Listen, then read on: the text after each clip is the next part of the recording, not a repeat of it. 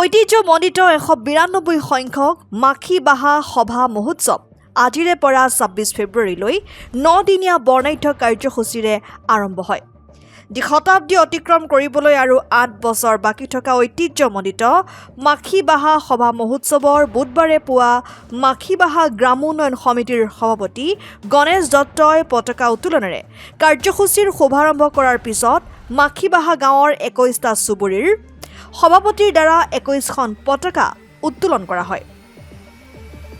ইয়াৰ পিছতে মাখি বাহা গ্ৰামোন্নয়ন সমিতিৰ কৰ্ণধাৰ সমিতিৰ দ্বাৰা স্মৃতি তৰ্পণ কাৰ্যসূচী ৰূপায়ণ কৰা হয়।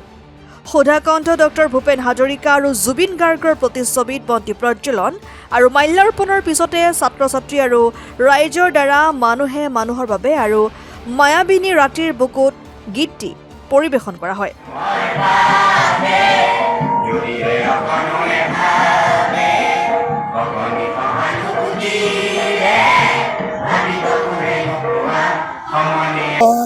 বিৰানব্বৈ মাখি বাহা সভাশ্ৰমৰ আজিৰ পৰা আমাৰ সভা আৰম্ভ হ'ব। ঠিক 9 বজাৰ লগে লগে আমি আমাৰ মাখি বাহা গ্ৰামোন্নয়ন সমিতিৰ পতাকা উত্তোলন কৰিলোঁ।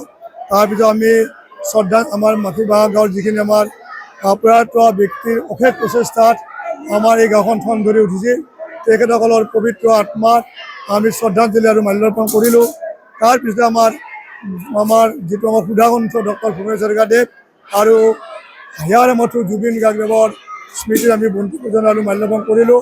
তাৰ লগে লগে অলপ আগতে আমি আমাৰ বহু এই গাঁৱৰ ল'ৰা ছোৱালী আবাল বৃদ্ধা বনিতা লগ হৈ মানুহে মানুহৰ বাবে আৰু মায়াবিনী ৰাতিৰ গানেৰে আমি আজিৰ এই অনুষ্ঠানখিনি বৰ্তমানলৈ আমি আগবাঢ়িছোঁ।